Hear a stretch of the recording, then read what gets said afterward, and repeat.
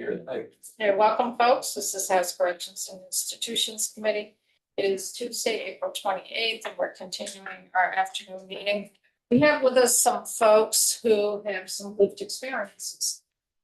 They have spent some time in some of our correctional facilities here in Vermont. They were up here visiting about a month, 2 months ago, and reached out, offered them the opportunity to come back and testify and share with us what they experienced when they incarcerated and what they're experiencing now, because they've re-entered the community, what that experience was like. So let's go ahead and we'll introduce ourselves first, what town, city we're from, and then I'm going to turn it over to Polly Mahoney, just from the CJC back home in Wyndham County, just to give an overview, and then we'll. I'm Alice Emmons, and I'm the chair of the committee, and I represent Springfield. James Gregoire, Vice Chair of the Committee, I'm from Fairfield. Hey, thanks for coming in, guys. Connor Casey, right here in Montpelier. Mary Morrissey, Bennington. Brian Minier, South Burlington. And thanks for coming back. Joe Ludo, St. Albans City. Thanks for being here. Good afternoon. I'm Troy Hedrick. I represent a portion of Burlington. My name is Kevin Winter, and I represent Ludlow, Shrewsbury, and Mount Holly. Will Greer, and I represent that. Sean Sweeney, represent St. George and Chill. And you'll see Tate Mullen over there, he's our committee assistant, he keeps us on a straight and narrow, he does all the scheduling, he does all the work, we just do the talking. We just post. So Polly, welcome, please identify yourself for the record, just give us a brief overview.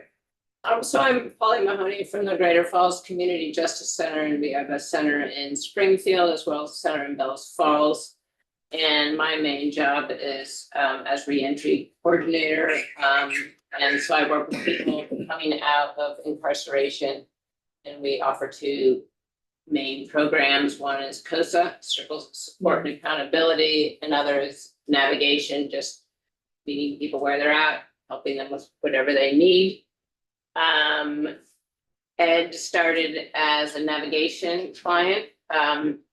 And we also have a bike shop, which is very unique, which we are able to provide used bikes that have been repaired to clients and also the community at large. So now Ed is giving back to the Justice Center and the community, I think probably more than he ever got from the Justice Center, but he's a great bike mechanic and he's gotten a lot of bikes out to people who need them. So that's kind of how I know Ed, and that's basically what I do. And this is Eugene from Northeast Kingdom. And So Eugene will have time to spend with you as well. So Edwin, welcome, and if you could just identify yourself for the record. I'm Edwin Martin. I'm 63. I'm from Springfield, Vermont. So if you could just share with us how long ago you were incarcerated, how long you were incarcerated, what facilities maybe you ended up living at, what some of your experiences were, and then what helped you or did not help you when you were re-entering the community. And then what status were you on when you re-entered the community? So all of those little pieces, and I'm sure many members will be asking you questions. We can enter into just a dialogue. And Eugene, we're going to offer you the same. My the last time I was incarcerated was 2023. I've been in all the jails, even the ones that are closed. I've been.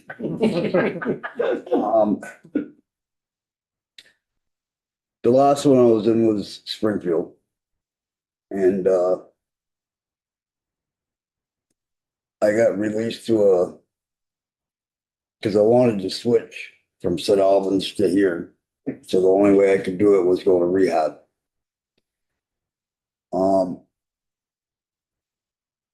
But being released from jail, it's a nightmare. I mean, They don't care if you got something to wear. They don't care if you got an ID. Like there's times, like this time here, I got released, I had a check in my pocket, but no ID. So therefore I couldn't buy nothing. How long ago were you released? When were you released? Uh, 23? June of 23. And what status were you on? Furlough, parole, reduced or? I got released to furlough to Valley Vista. And then, from Valley Vista, I did, their program 2 weeks, 2.5 weeks. Then I went to Turning Point Springfield? in Springfield, yeah. So working on my release, that's not the only thing good that happened out of the deal, was that Turning Point got me a bed there. Because I had to have a bed to be released from the jail.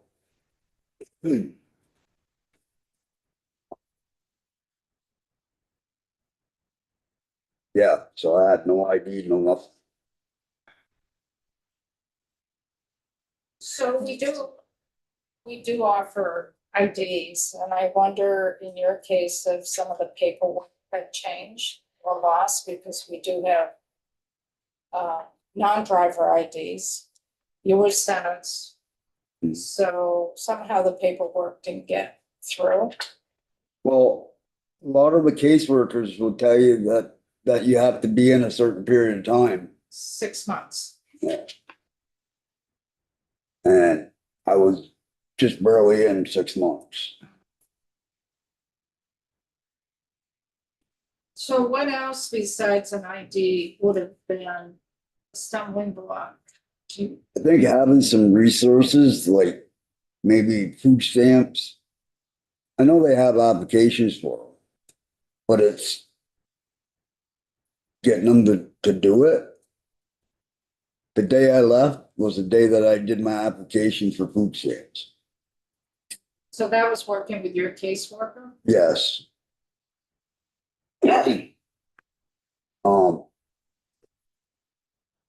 Now, not being from Springfield, I had no idea where anything was. You know, so I guess I could feel that my reentry should have been a little bit better than what it was.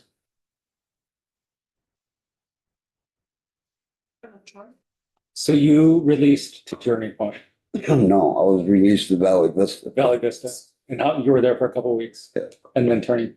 Yeah. How long did you stay with Turning Point? And how easy or hard was it to get out of Turning Point into someplace else? It was easy to get out. I spent 18 months there. It's a 2-year program. I bought myself a camper.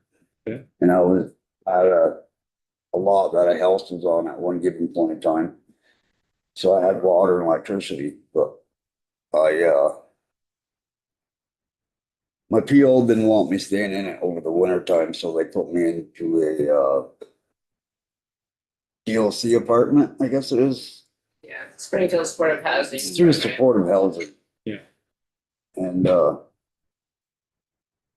getting out of Turning Point was quite simple. You said you left with a check.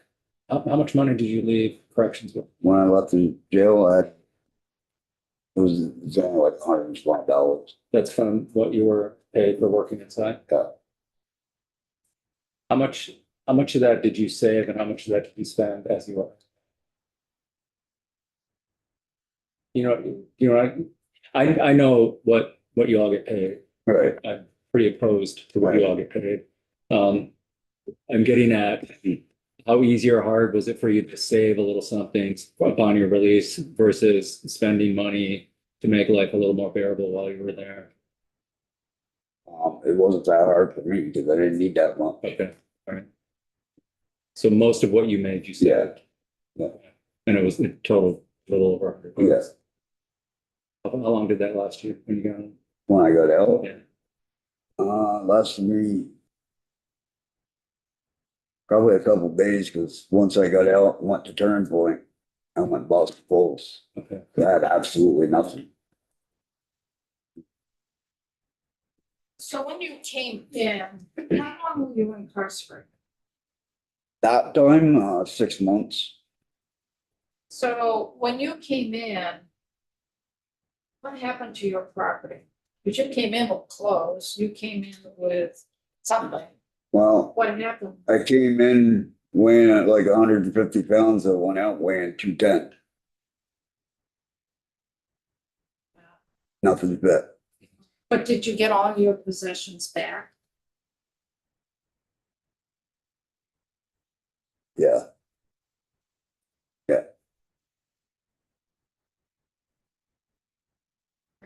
You know, when you talk about food stamps and being able to sign up, did Vista, did they provide food or did Turning Point? And they were, Valley Vista, they fed you. okay. It's part of the program. Did you have to pay for it or no? No, that was paid through my health insurance. Turn Point, you had to buy your own food. They didn't furnish nothing.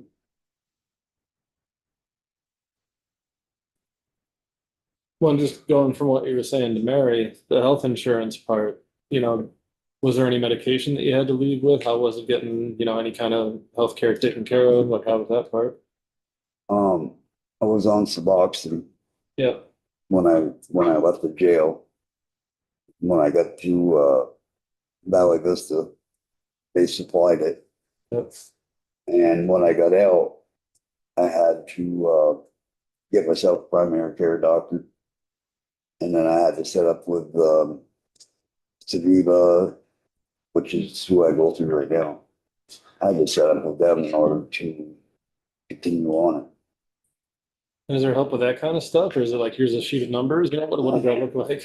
Right. Well, No. When I got out, I found out where the economic service building was. I went there and they pointed me in the right direction to go to get me a primary care doctor. And that was like pulling teeth. It took a while to get one of them. I was off the Suboxone about 3 weeks before I could even see anybody. Did you leave the facility with some of the medication though? I did. Box of- That's what they gave me at Valley Vista. Okay, so when you left Valley Vista, it was a little different than when you Right. went down to Turning Point. Right. When you got off the Suboxone, was that a good transition or was it because you didn't have a doctor? I didn't get off on it. I didn't have any. Oh, well, that's what I kind of meant, was that Yeah, kind of yeah, there was forced a little, because you didn't have any medication? yeah, Was that a tough yeah, transition, because going cold turkeys after being. right. Yeah. The only thing that I had going for me when I got out was I still had health insurance.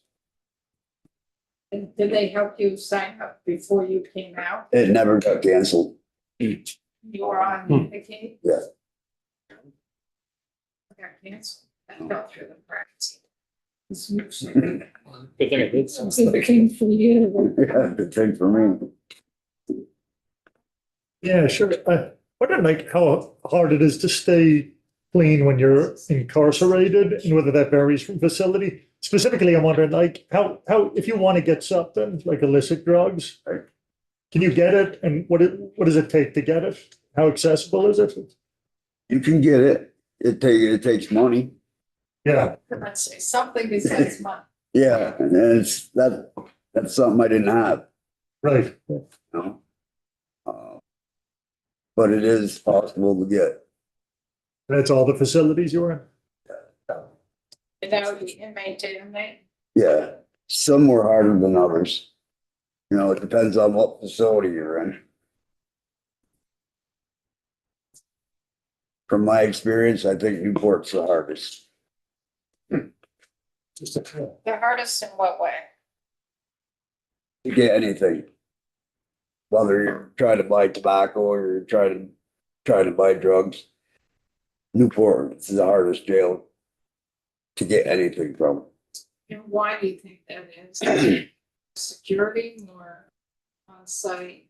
To be honest with you, I think it's more, the staff is more honest. Because that's basically how it comes in.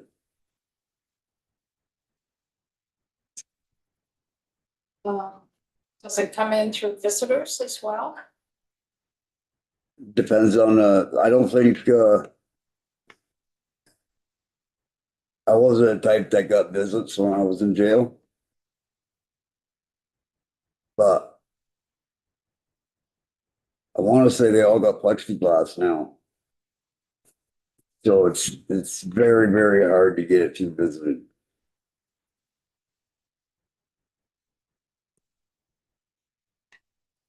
Just want to say one thing. So Ed was out for a year kind of before he came to the Justice Center. Is that right, Ed? Yeah, about that. So like we're hoping the Justice Center that we can fill some of these gaps. So it would have been better if I had connected with Ed and he had become a client before he exited, because we might have been able, you know, he might have let us know that his clothes were gonna be too small, because I think you had to exit in your jail gear, right? Yeah. So that's pretty hard. So hopefully the Justice Center can fill some of these weird gaps that you can't really anticipate. But I also wanted, Ed, for you to share whatever you want from sort of the overall, because you have exited a number of times, not just this last time, but is there any theme over all of those that you can say what your experience is typically like? I got released about the same way every time. Does that mean no EBT card and no Right, ID? right. Have you- Right. There's a couple times I got a face sheet. What is that? What is it? Face sheet? It's your booking picture with your information on it. Oh, that's supposed to serve as your ID? Yeah. Yeah.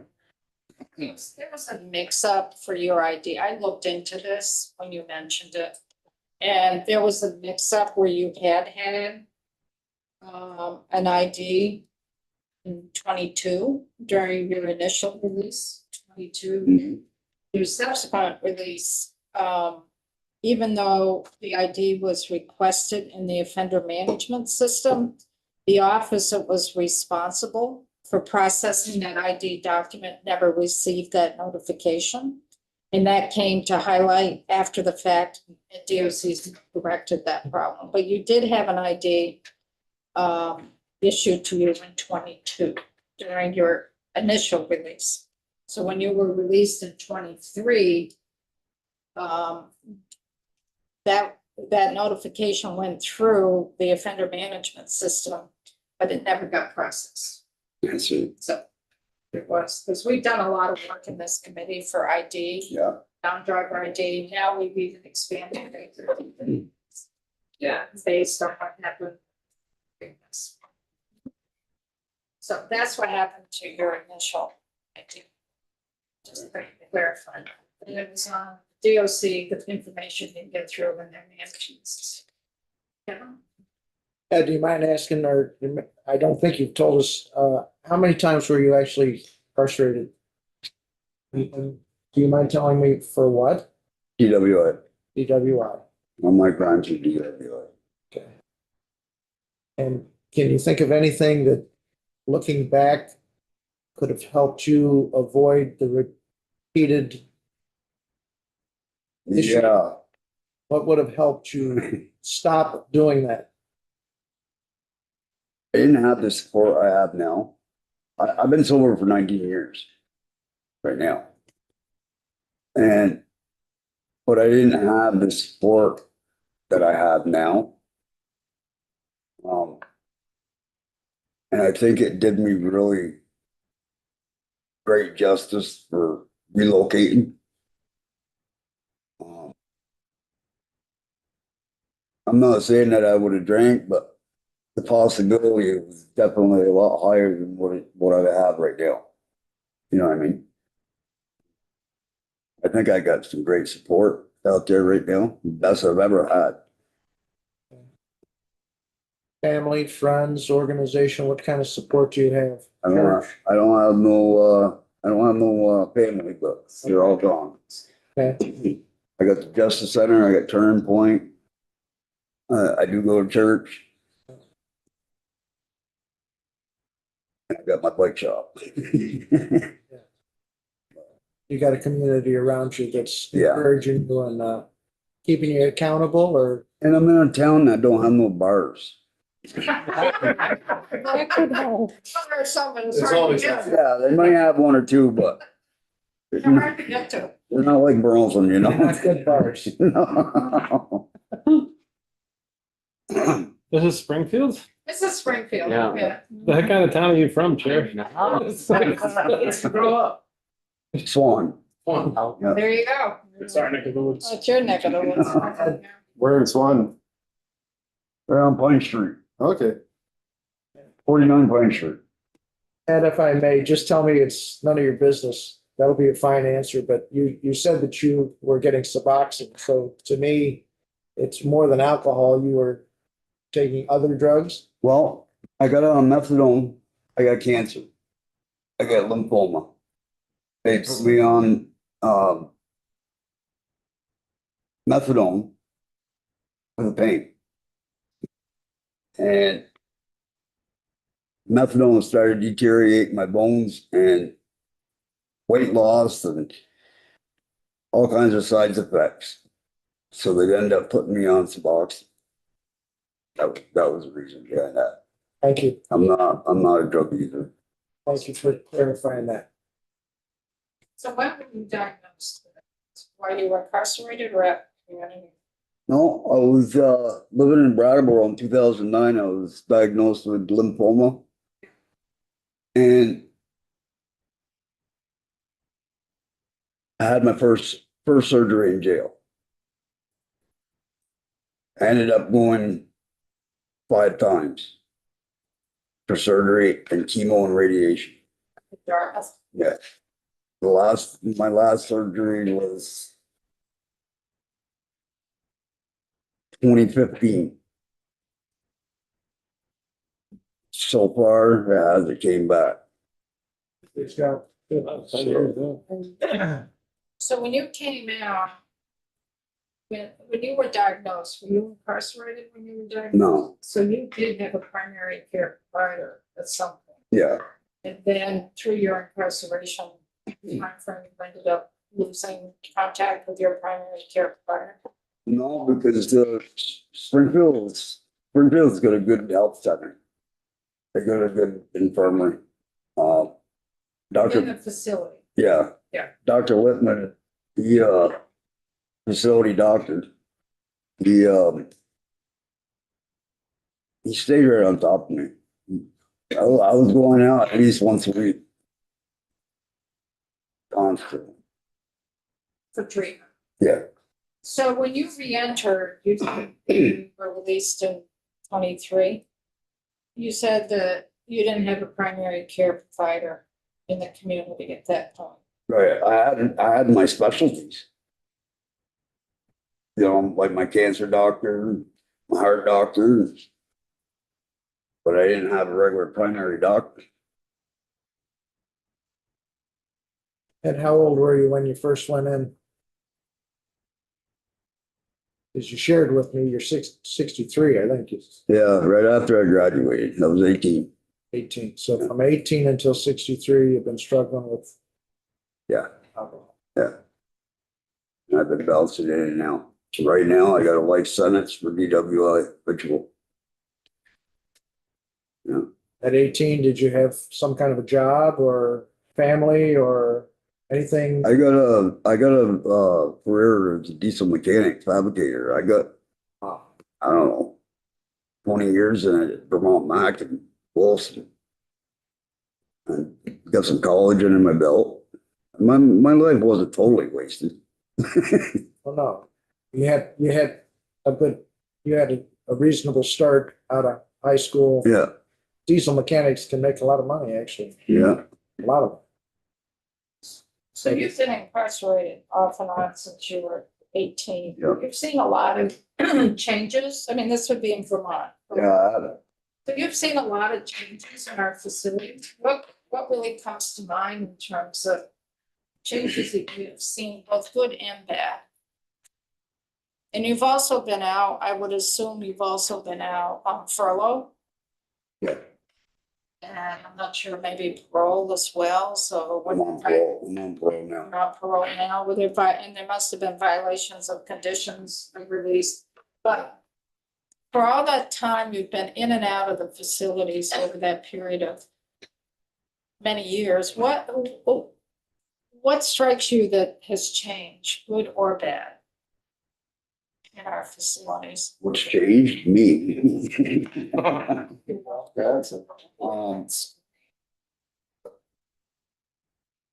What's changed in the jails is,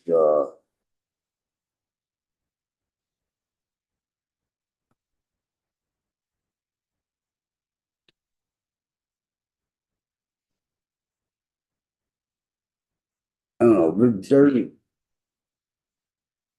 The food. The food has changed Better or worse? better. Wow. That's, That is, I don't know, or has it stayed about the same from what you've seen? it's not really the same. The officers are stricter. Yeah.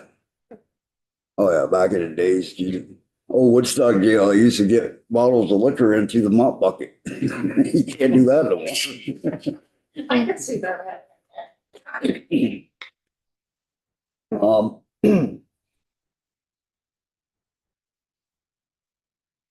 And the worst, I think they messed up when they did away with the work patrols. yes, The work follows, Yeah, the work crews. or the work crews? Yeah, thank you. Is that the work crews? Are you talking about work crews that left directly from the facilities? yeah, Yeah, that was done away after the murder yeah. of the young woman in Newfane.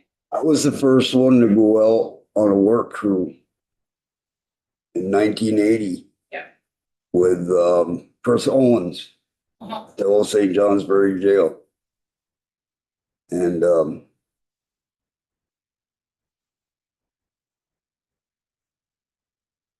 I think there's too much wasted time in these jails. There's too much idle time. I mean, I don't plan on it, but if I ever go back to jail, I don't, 63, what am I gonna do? But all these kids that are coming in, all they do is try to run around thinking how they can hustle somebody. And I did that for a lot of years. And now I look back at it and I see how much time I wasted, that I could have done productive things. Like maybe get back in school or whatever. Even though I graduated, I could have took something else, I think that's human nature from us as we get older. Interesting. John, and then we want to also make sure we have time for Eugene too. Would you like, other than school, what other suggestions would you make for things to do inside prison? Like what would have worked if you could have waved a magic wand when you were a young guy? What would have been good for you to be there doing? Other than the work crew? I think what would have helped me a lot, if I could have got into something like the wood shop or something like that. I wasn't the type of person that got all kinds of DRs and all that shit. But I never had the opportunity to do that. It was usually saved for the sex offenders. Yeah. But never got an opportunity of doing that. I think if I would have learned, I'm talking back when I first started coming in. Yeah. I would have gave me a trade right there to start working on. But instead, the only trade I had was pinochle at the table. Gotcha. Thanks. Thank you for sharing. Other questions? Were you out of state for all that? Yes, What state were you in? Pennsylvania? Kentucky, You were in Kentucky. Kentucky and New Jersey. Where in Jersey? Monmouth, Mama. Monmouth County. Yeah. They weren't there very long. Oh, Mostly Kentucky and Pennsylvania. We did a little bit in Michigan and down in Mississippi. I went from Jersey to Kentucky. I'm glad you've got a better support system now, and I hope you stay so. I do. Like I said, I like it. I got a great sponsor. I got a great recovery coach. Good. I got a great feel. She's hard as a nail, but she's nice. I mean, I know who you're talking about. she doesn't have to take, is there anything I can do for you? You know? I had a great re-entry deal. But this is how things slide through the crack. He put me up for parole without knowing it and never even gave me a parole packet. You know? Needless to say, the chairwoman on the parole board was not happy. But I have a good feel. I think the Turning Point is underrated. And It's got a new person running it, and she's doing really well. it's good to hear. You can see the feelings. You can see the feelings in it. Thank you so Thanks, much. Ed. Jane. Yeah, We thanks, really Ed. appreciate you coming up. When the colleagues had the time, bring you up. Hey, Jane, you want to come on up? Hey Connor, shall I? Oh, my God. You guys figure it out. I'm not telling you what to do. I got, Okay, good. I got tomorrow morning. I gotta go listen to human services upstairs. So I'll be here for about 5, but then I gotta fuck up. I apologize. Welcome. So if you could identify yourself, Eugene, for the record. My name is Eugene Codier. I'm 64. So we're here for a conversation, and it would be good for you to, if you're willing to share what your experience was while you were incarcerated, what it was, how long you were incarcerated, what facilities you were I've in. been in twice Uh, when I was like 20 for 6 months. Then I get out. I'll put it this way. I'm going to say right out first. I was in for LNL with a child. That way there, it's out there. Then I get out. I did 6 training program with somebody that wasn't a very good counselor, let's put it that way. All he thought about was money. And we had our difficult times together with that guy. But anyway, I went through the program for like 2 years. Then I get out. I became a logger for like 30 years. And 10, 11, 13 years ago, I committed another LNL with a boy. I walked into St. Johnsbury jail, and they shipped me to Newport. And from Newport, they shipped me to Mississippi, and then every state to Mississippi I've been in. I've been in jail 10 years.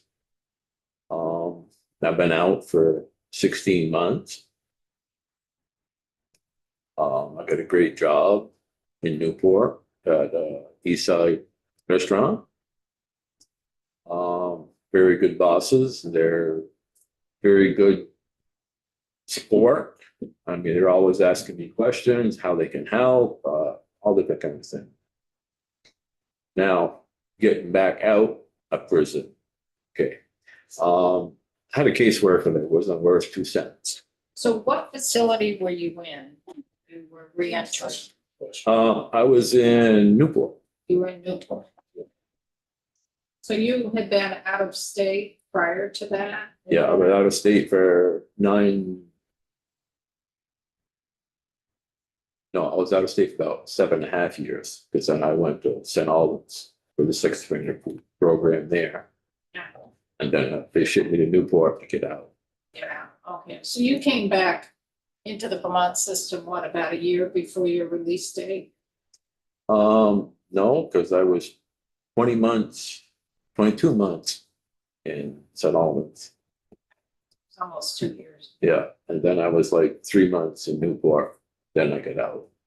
And what was your reentry like up there in Newport? Well, put it this way, 2 months before I got out, I was totally scared to death because I had nothing. I mean, no house, no food, no nothing. You know, that was my biggest thing. And so I kept putting application, caseworker to talk with him. Finally, I did meet with him. I says, well, what can we do? He says, a couple days before you get out, we'll put in applications and I'll have everything ready when you walk out. I said, okay. I walked out with nothing. But a month before I got out, a coastal lady came from Newport to see me in prison and asked if I would like to get into this coastal. I said, yeah. And we talked quite a long time, and I explained to her how I felt about getting out and all that. Well, she says, I'll put you at ease. She says, the day you get out, we'll be sitting here, we'll pick you up. And I walked out in a sweatsuit because they don't give you nothing. And they took me to, they have a house up in Newport, and I was bed, so I had my roof over my head. They took me to food shelf, got me food, everything I needed, so at least I had food and roof over my head.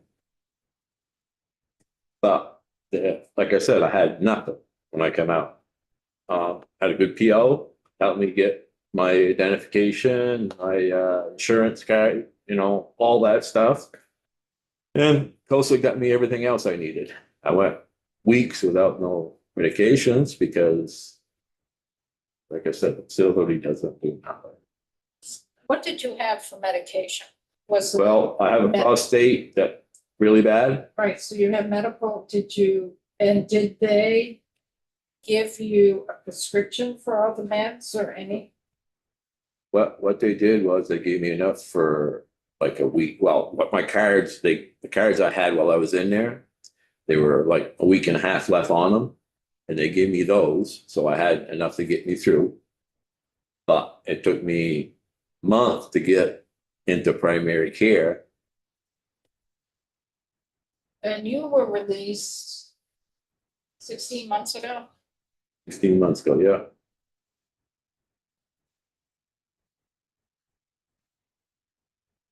So that's. Yeah, right. We updated the law, and I'm just trying to calculate when we did that, because we wanted to make sure that when folks were released, they had up to 28 days of medication. Yeah. Medical for medication, and a prescription would have been sent to their pharmacy. Well, I'm not so It sure. was 24, that would have been July 24, that would have been probably enacted July 24. That's my guess. You were released the fall 24. No, I was in 25. We improved. 25. I got December 24. 8th. Of 24. Of 24, because then last year's. Yeah, that's true. Yes. So it's just it's that last month of. So we put that in effect, it came in effect July of 24, that we wanted to make sure. It was 24, I don't think it was 23. I'm gonna look it up. That you should have left with up to a 28-day supply. And we should have left, there should have been a prescription flown in to a pharmacy. And the caseworker would have needed to work to find a primary care provider for you. We may have done that Prior- 28 day supply was Act, as of 2024, that was Act 159 of 24, See, I thought it was. 28 day supply. 28 days. You were supposed to get. Supposed to. A lot of Did things. you have an ID? My PO ended up getting me an ID. Like I said, my PO and my COSA got me You were everything. sentenced or were you? I was sentenced. And how long had you served in there? It was 10 years now. 10 years. So you Yeah. should have been. So I got to split the serve. Yeah. Yeah. How long was it before you had an ID? It wasn't long. Within a week, I got it. Did you have to submit any documents or did the PO The already? PO took care of everything. Okay, He, so the PO had all your documents, DOC had taken care of that while you were incarcerated. And transferred the information to the PO to go down to the local he run a DMV. copy of me with, just to get me by if I ever had to go somewhere or get picked up or whatever. That I would, have an identification on myself. Weren't we told that they were doing that prior to? Weren't we told that they were doing a lot of this prior to the release? Yeah. 'Cause this When is they just, they should have had their own ID. They and the did all that work. medication, that's what's And the medication. bothersome. Because Or at least, both, but you said you had a card. And you had like a week and a half left on that card for medication. Well, their cards. That while you're in prison, most places they give you a card and you just take them yourself. But Newport, they won't do it that way. You have to go up to the Deadline. medic line and, yeah. How many different medications were you on? Like six, seven? I take one for prostate, one for cholesterol, one for stomach problems. And then I take an aspirin because I got a genetic. With, You take about 5 or 6. yeah, Okay. Yeah, thanks, Eugene. Could you give a snapshot of what the time in Mississippi was like compared to like the Vermont facilities? I was talking to a guy a couple of weeks ago. He was saying he preferred it, but maybe not for the right reasons, right? Like video game system, kind of chilled out environment, different staff culture, it sounds like, but yeah, whatever you want to say about it. out of state is much better than in state, to be honest with you. Like you said, I mean, I didn't get nothing into the game system because all the prisons I was in, except for Newport, when I come back, I always get a job. Mitchell had a job. I mean, and I worked in the kitchen everywhere and 7 days a week. So that way there, I kept myself in check and busy. And library, that's 2 things that kept me going. That's it. Was it difficult keeping contact with family member or friends when you were in Mississippi? Are you interested in the telephone system in particular? As long as you had money and you had time on your books. Yep. I kept in touch with everybody. Outdoor recreation down there? That was spotty. Yeah. Yeah. How about food? Food, like I said, I worked in the kitchen. 60, you're okay on that score? I mean, I will say the kitchen staff down there are very nice people. Also just ladies and get along well and so. Sorry. But why was recreation spotty? It's interesting. When the staff didn't feel like doing it, Oh. They weren't doing that. yeah. Sorry, Troy. No, it's okay. Was pay would have been similar in Mississippi than it is in Vermont? Yeah, pretty close, yeah. And I'll ask you the same question I asked Ed. What was it like for you to save? What was it like for Well, you to? this way, when I walked out here, I had $7,000 on my books. Okay. Were you just not spending it while you were in? No, I didn't need, How many years did it take you to accumulate $7,000? well, put it this way, I mean, sometimes like when I went to Kentucky, I took and spent $800 on a TV and miscellaneous little things like that, fan and different odds and ends, but that put me in a hole stack with, so. Yeah. I paid that off and then I took in that accumulated money. So how many total years were you incarcerated? I was 6 months first time I was in, and then I was 10 years. So were you on furlough, parole, I'm on probation, yeah, or on probation? So you must have had a split yeah, sentence. split to serve, yeah. So you served everything and now you're on probation. And how long is your probation for? Well, it's life, Okay. but my PO told me, like, I'm in the sex offender program right now, out.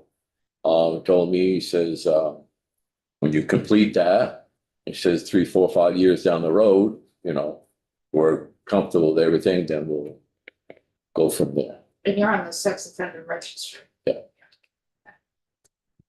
Yeah, Eugene, only what you're comfortable answering, but like, given the nature of your charge, did you feel like you were a target at all while incarcerated, either by other inmates or guards? Well, put it this way, you were the low man on totem pole. Uh-huh.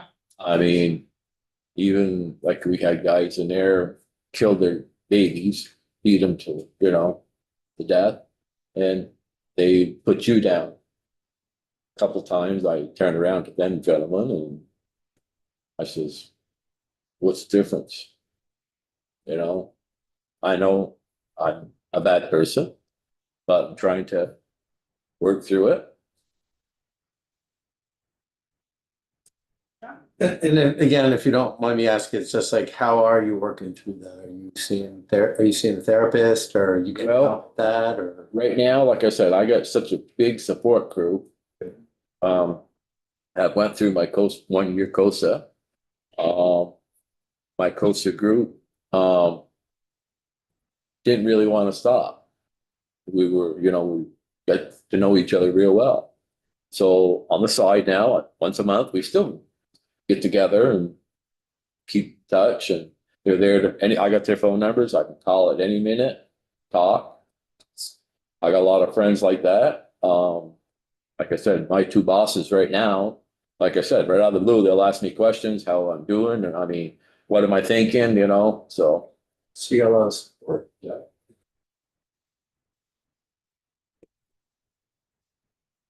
Anything else from the committee? Anything else?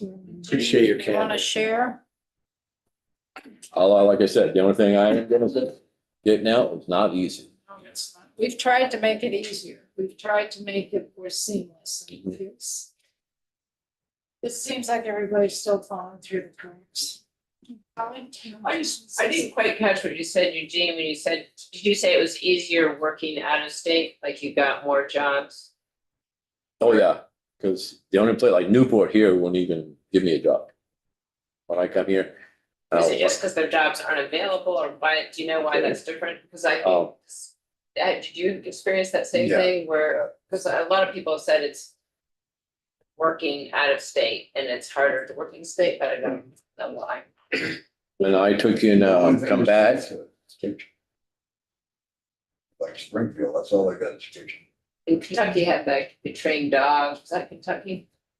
We Dog tried trainer. that, we tried that for a month. There was some issues with that. We Yeah. tried that. But was there just more work somehow in out of state? Is that what you're saying? where we were in Mississippi now, let's just say there. I mean, we were small population, Vermont. They had like 3, 4 other states there. And the other states were causing a lot of problems. So the Vermonters had the majority of the jobs. And so, and when I come back, I got a job in St. Albans, which was not a problem. Had a good boss in the kitchen. Matter of fact, he called Newport before I left there, recommended me, to get work here. And I got up here and she don't want nothing to do with me. Nothing to report. Yeah. And they were they needed people to work, but How much did you interact with the other populations from the other states of it when you were in Mississippi? a little bit. They tried mixing them in the kitchen with us. And it sort of didn't work out because they were bringing everything under the sun in. They were distributing through. Let's put it this way. They went through and ransacked that section they were in and picked up 60 smartphones and 42 inmates. 2 days later, they went back in there, down 28 more phones. You know, And how is that coming in? How are the phones coming in? I will tell you this, 90% of the stuff coming in is through CMs. To the staff? Twice while I was there, staff got nailed for bringing. And that's the out of state. Yeah. It's a naive question. So the staff brings it in and you've got enough money to pay them to make it worth them taking that kind of a chance? Oh, yeah. Or drugs. Put it this way, It's your I mean, clients, but- you may be able to get the phone like at the time, like $300-400 here. If you got $1,000, you have a phone.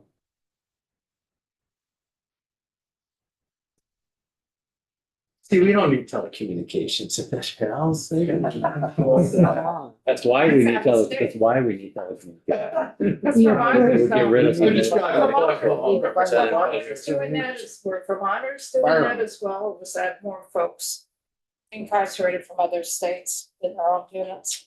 We were the Carolina boys are the smallest population, they were the most problem, and Mississippi come in there too. We had Wyoming and other state, I don't remember which the other one was. But the Vermont folk, you were separated from that. Also, all of them separated. So were there also that type of exchange happening with some of our Vermont offenders there with staff? I can't say for sure, I would be Yeah. guessing. It's fair. But like I said, everybody get what they wanted, got money. Another naive question, but does staff have to go through security to get into the facility? Not sure if they do or not. Sounds to me like from our two testimonies, they need to. Personal security is one part of the deal. Pardon me? Personal security is part of the deal, for Okay. example. I don't understand what you're saying. If you're going through security to get in, what if the person who's on security is part of the Deal. exchange? They're part of the smuggling ring. Where there's a will, there's a way. And people are, Yeah, and if we don't hold them accountable for when they get caught, then we've got a problem. Have we ever caught anybody? Have we ever gotten them accountable? It's a question. there's, I'm not saying they're not. there's correctional officers. All the time. Yeah. Yeah. Sounds like it's been pretty loose with these two gentlemen. Well, that was more in Mississippi, right? Or is that Vermont? Well, that's out of state. That was out of state. Well, that was more out of state. Vermont's a little tight. That's a privately run facility. That- Okay. That's All most- facilities I've been in, everyone, Yeah, was in Vermont. You got money, You You figure, get what you need. you figure out of state, you got a lot of civilian workers in there. Like, see, I forget the name of the food corporation. They bring shit in. You know, I mean, it's pretty tempting when somebody offers you $1,000 for something that costs us a couple dollars out the street, Right. you know? It's hard not to. But the Mississippi is a privately run operation. It's not run by the state, it's Right. private. It's very different than a state run facility. That brings another procedural question. How does someone from the outside? Well, no, from somebody on the inside, how do they get $1,000 cash to give someone? I mean, some people that are in jail have got a lot of money. Believe it or not. Well, no, I can believe it, but Families and friends, networks. Yeah, their, but their if you, wife, their sister and brother, but isn't that contraband bringing cash in? Not if you put money in their account. they pay the person On the that's outside. bringing it in on the outside. I got you. There you go. Naive Comes call, in. naive call, got it. the person that's bringing it Yeah, in there's- gets a check. I've At home. seen a very, very, very little currency in jail in the past 10, I got it. 15 years. I got it. Sure, drugs are part of that too. Yeah, Back to my cameras. Well, that's not gonna help because they made the deal outside the facility. Right. It's not gonna help. The payment outside, but somebody's gotta get it inside. Whoever got the or the phone or the drugs or whatever, It's a privately operated facility. But even the government wants, you're gonna have the same problem. And Maybe. people do get caught. I mean, our investigations, people get caught. People get away with it too, just like on the street, everything else. like everything else. And, you know, you can have cameras, but again, the people who will bring it in theory, if they work there, they know where the blind spots are. They know where everything else is. They're like, you're still gonna have to run investigations, just like on the street. You and I may not go down the street and do something wrong, but there's always somebody who will. And there's maybe more training on a state-run facility than a privately run facility. Well, I think Qualifications. the way Springfield does it is when the SEALs are coming in for shift change, they go through a security system. They're constantly going out for breaks. Yep. They come back in, I don't believe they go through security. They just walk right back in. So, you know. Are there any drones that go over? Mississippi there is. We wanna fix it, we could. So hypothetically, if every inmate had a tablet and you didn't have to pay for your calls to the outside, would that cut down on this illicit use of smartphones? Oh, yeah, I definitely would. I mean, it would change things, but the thing is, you say give somebody that, but you're gonna have control over what they say because. Yeah, yeah, Okay, if they have their own phone, they can say whatever they want. that's true. It's not gonna be, It doesn't change that. and a person like me won't touch nothing like that. Yeah. I mean, I'm too old fashioned. I don't want nothing to do with computer. Technology to me is, Yeah, chainsaw.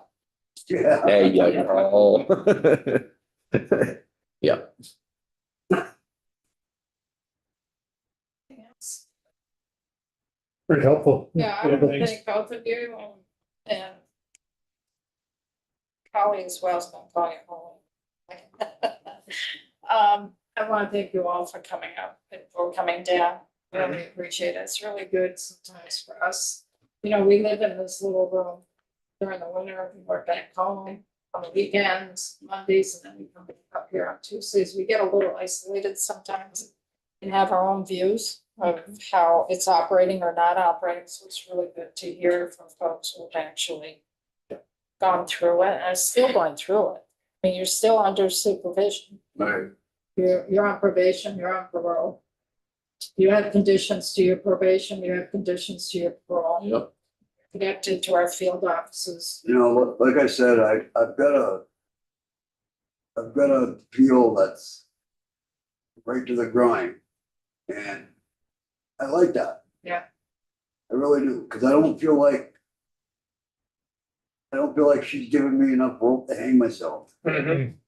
You know, it's just constantly there. Well, you also have a recovery coach, Right. and you also are working with the Community Justice Center, and Holly's good. No, but I mean, years ago, from all my violations, it's the way I felt. I didn't have a good feel. Mhm. You know, after going back to jail, I'd think, well, that mother, he just wanted me to screw up, you know? So I'm gonna ask you both a question that hasn't been asked, because you were incarcerated during times that we did not have earned time. Right. And then you were incarcerated during times when we had earned time. Did you feel a difference? Did that impact you at all? Yeah, I mean. It took longer for me to get out. This sentence here, I had 6-year minimum. I had to do all 6 years. So knowing that you could receive some time off each month of your sentence, did that help you or hinder you being incarcerated at all? It didn't be because I'll never see it. What do you mean you'll never see it? I got a life sentence. But you got out a minimum. Right, that's already gone. Right, and that was gone in December of 24, right? No, No, it was gone prior to that. yeah, So you were in on violations of conditions of release, okay. And what about your situation? I got 3 months of good time and then laws were changed. Right. So I could no longer get it. So, but otherwise, Did it help when you had it? Did it give? oh, you- it felt good, you know, I guess it kept me right to the grindstone, you know, he wants me to make sure I kept my job, kept my nose clean. If you didn't, you'd lose it. Yeah, So there's some incentive there Oh, to yes. behave yeah, and abide by the rules. yeah. Which then, do you think by folks being able to do that, calm situations down in the correctional facility? It did, everybody talked about it. If you screw up, you lose your good time. but isn't that set up so depends on what your crime is? Well, some of it is now. Yeah, that's what changed. That's why I couldn't get it. No. I know that when I visit jail, everyone's always talking about, they're always calculating their good time, so it seems like it's a real incentive Incentive for what? to not get a major DR and not, To behave. yeah. Yep, it calms everything down a lot. I mean, that's good to know. That's really good information to hear. And if if the inmate, you folks that are incarcerated, when you were incarcerated, but for folks who are incarcerated, they're calm. Staff is calm. Oh, yes, even staff said, you know, makes a big difference. The calmer the inmates are, the easier it is for them in there. And that's safe for the facility. Yeah. Might Oh, not have a riot, yeah, somebody taken hostage. There's management tools. That's one of the management tools.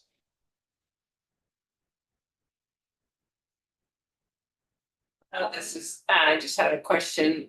I've never asked you this, but some other people that have been incarcerated have complained that they felt like they were pushed into taking Suboxone when they didn't need to. Is that anything oh, that yeah. you guys feel? I've never touched a drug in my life and 3 times staff tried to get me. You didn't have any indication that you were a drug user. Nope. So were they doing, why would they do that? Was that to sedate? Money, Yep. I heard that before, many times. the more people on it, the more money especially out of state, you know what I'm saying? Yeah, because I you don't know. were out of state, when you were out of state, Yeah. you were getting this, but were you getting that in state at all? Or was it just when you were out of state?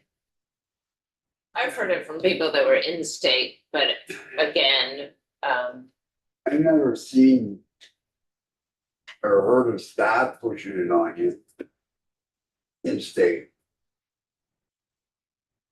But seen jailhouse bullies go pick out the runts. Yep. So they can get their view. Yeah. That's, so they're trying to get other inmates on it so that then they can get a fire or take it. Right. Okay. Yeah. Oh, yeah, it's a joke that program should never have been started. That's my opinion.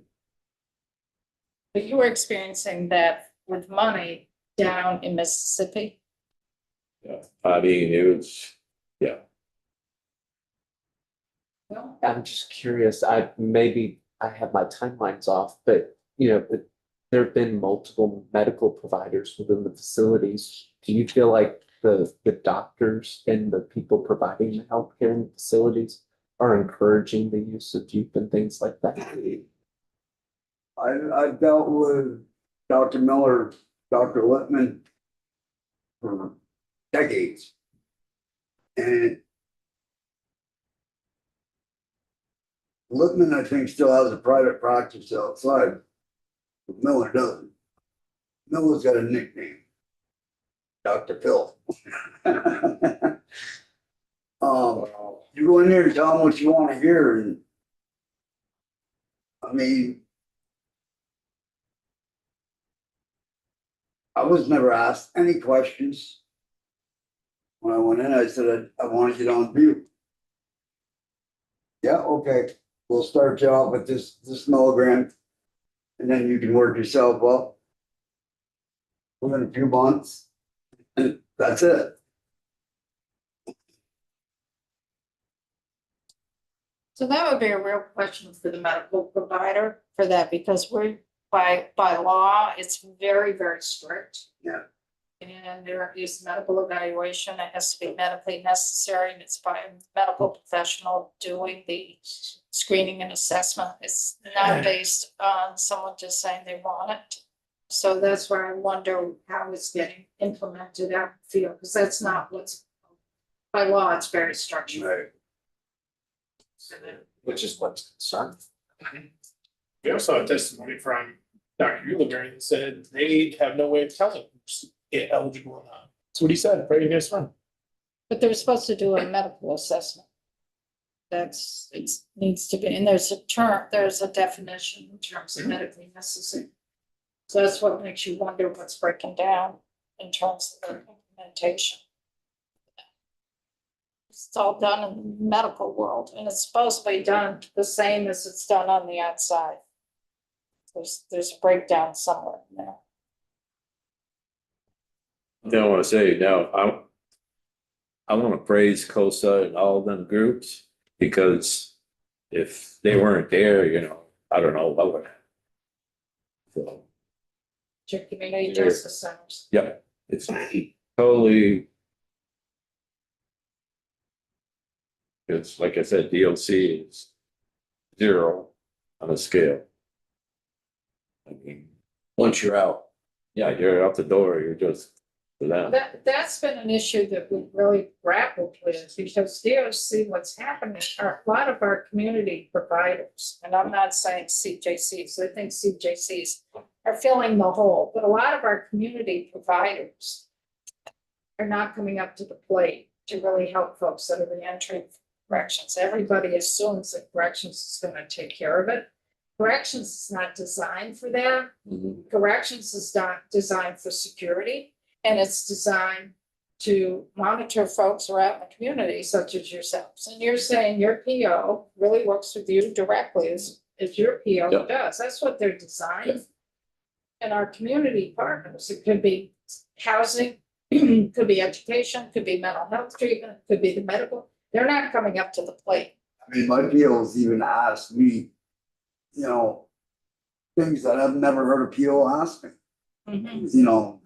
Is there anything I could do for you in the housing department, or anything I could do in the medical department, it's like. Serious? Yeah. Yes, Sounds like you got a good one. I do. I got a very good one too. Comes down to the person that's doing the job. Whether they Yeah. have integrity, whether they care, I mean, not the label, it's the person. yeah, Anything else? I want to thank you for taking the time to come in. It's a different arena. It's really intimidating to be sitting in a meeting room and to be at the head of the table and everybody looking at you and asking questions. We really appreciate it. Thank you so much for the opportunity. Yeah. Yeah. Thank you. it's gonna help anybody else getting out. That's the main reason I'm here. And it'll also help us in terms of legislation too. Right. Thank you so much. Very helpful, Thank thanks. you. Thank you. Thank you. So for tomorrow, we are scheduled to take for 10 Yes. o'clock, 10:30. Go past. 10:30. Okay. I don't know what else to do in the morning. Okay, because it's not enough time to go to the, yeah. The Wrightsville Dam. 10:30, not 11:30, right? Correct. Okay, so. I mean, this is the time of the session that's really gonna settle in. Yeah. I wonder if there's anyone who's interested. So I don't wanna have a forum, but anyone who's possibly interested in working on 193 to kind of help. Maybe help direct Katie and myself in terms of how to work with Eric. All right, if you're interested, I'll be here. By Eric, you mean the lawyer Eric or Eric upstairs? Eric Fitzpatrick. We got human services at You nine, guys tomorrow, so I'll have be up human there. services, so now maybe you both go up. Whatever. Happy to help on 193, however. Yeah, I'm trying to figure out this. So let's go off of YouTube. It's, we're done for the day. We are winding down next week.